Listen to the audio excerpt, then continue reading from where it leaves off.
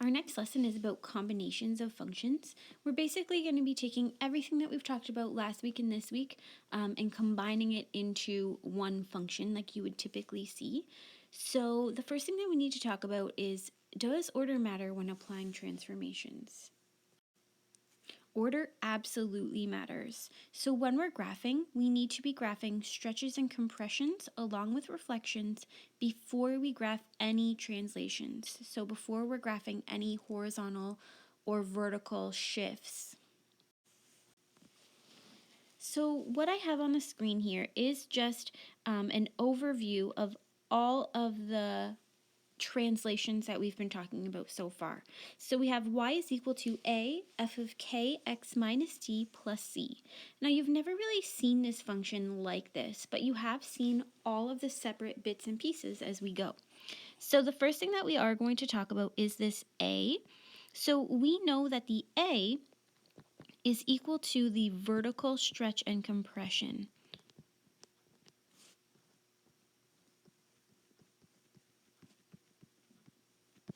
Now the next thing that we see if we're going from left to right is our K. Now by now, I'm sure you realize that our K is our horizontal stretch or compression. Sorry, my pen still has not come in the mail, and so I'm writing everything with my finger. The last two things that we're seeing, so we're seeing our D, and our D is our horizontal translation or our horizontal shift. And finally, our C. Our C is our vertical shift.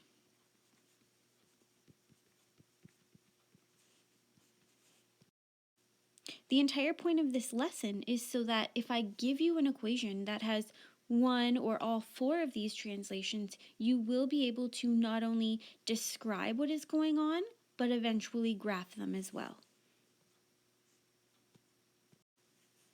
Our first example says, describe the combination of transformations that must be applied to the base function f of x to obtain the transformed function. Then, write the corresponding equation and sketch its graph. So, the last bit of the question that isn't up here is that it says f of x equals x squared. So, that's basically saying our base function is a quadratic. And it says g of x is equal to 1/2,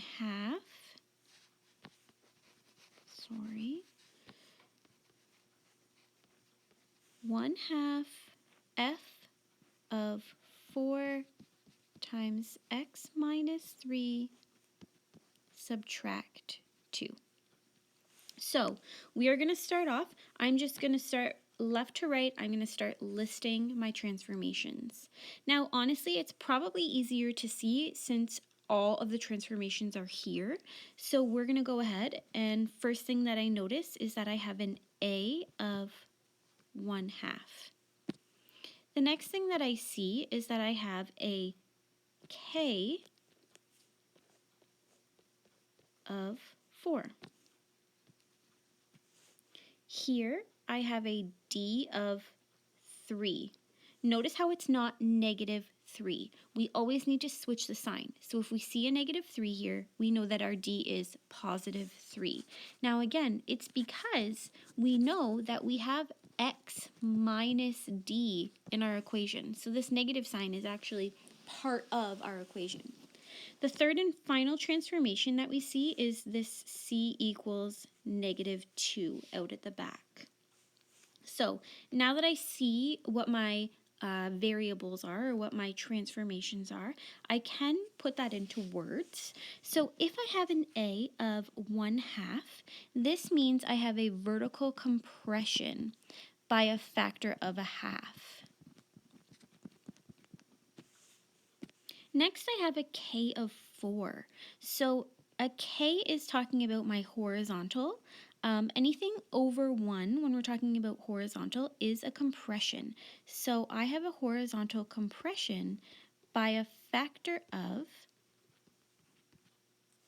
I have no idea why I can't write when I get to this part of the screen, by a factor of 1 over k, so 1 over 4.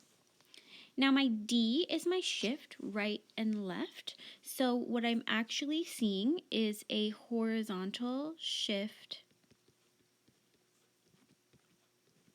right 3 units. And finally, the C of negative 2 is a vertical shift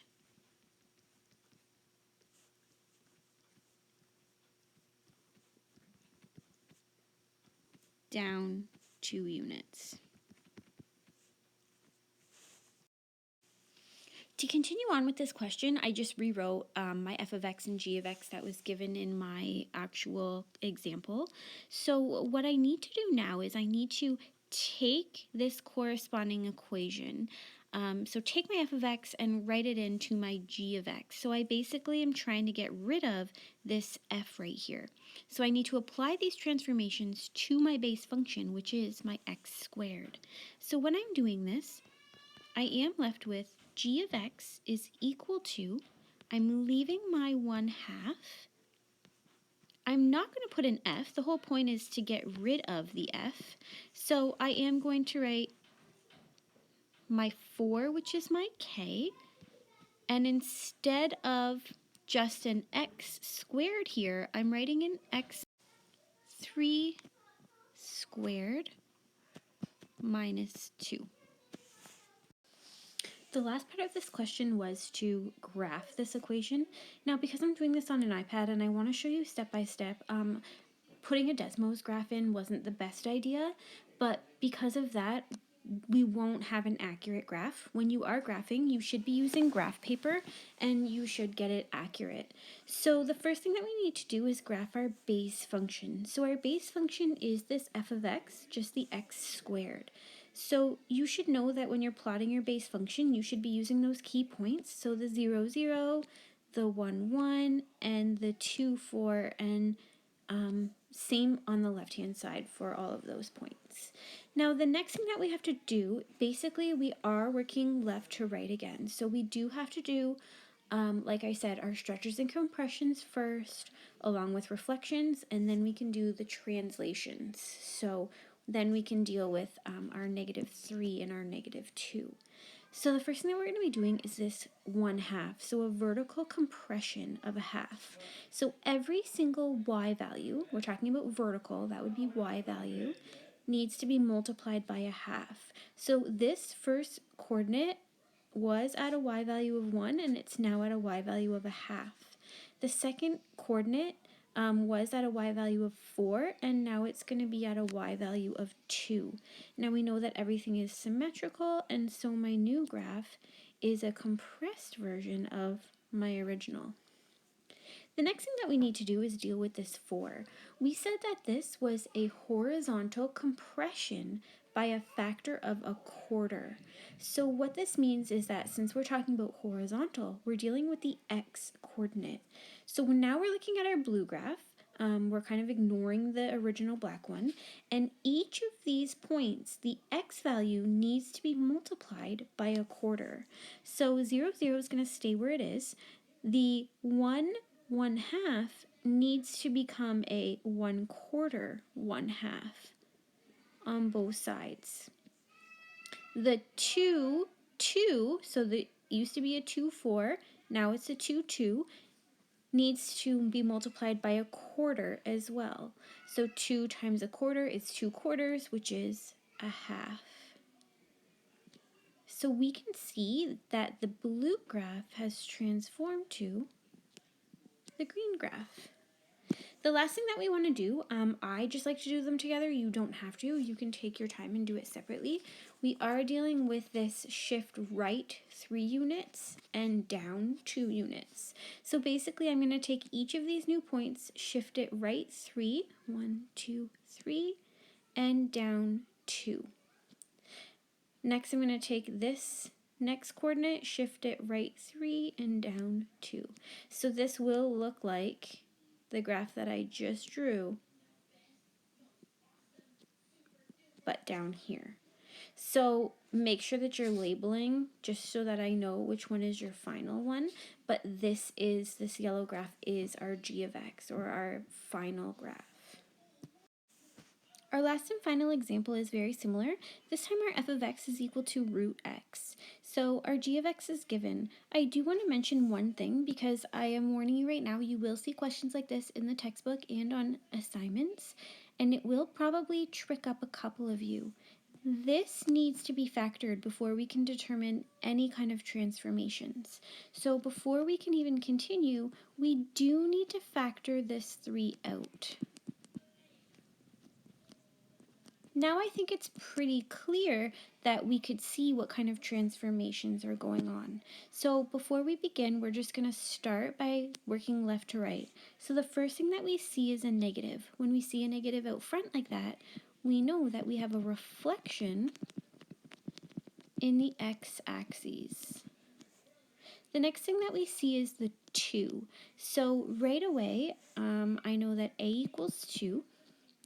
Which means that we have a vertical stretch by a factor of 2. The next thing that I see is a 3, so my k value is equal to 3. This is a horizontal compression. Remember, anything over 1 is a compression by a factor of, again, 1 over k, so 1 over 3. The next thing that I see here is a plus 5. So my d is equal to the opposite, negative 5. So I know that I have a shift left 5 units. And the final thing that I see is a plus 4. So my c is equal to 4, and that means that I have a shift up 4 units. If I forgot to factor, it would look like I had a shift left 15, and obviously you can see that that's not correct. To finish off this question, I do need to rewrite my function without the f. So g of x is equal to, this negative 2 is going to stay. Instead of my f, I need to look up here and see that my f of x is equal to the square root of x. So I'm going to have a big square root, and inside I'm going to have 3x plus 5, and then at the end of that square root, outside of it, I am going to have a plus 4. Now, really quickly, just going to graph. Again, you should be using your key points. I'm going to have my original function here with 1, 1 and 4, 2. Now, looking right away, I see this flip in the x-axis. So right away, I could see this is what's going to happen. The next thing that I'm going to notice is that each of these y values needs to get multiplied by 2. It's a really bad graph there, but you get the point. The next thing that I'm going to see is that each of these x values needs to be multiplied by 1/3. And I don't know why I just did that here. I'm looking at my blue graph. It's at 1. I'm going to multiply it by 1/3, so it will go there. And this next one is at 4, so 4 times 1/3 is going to go here.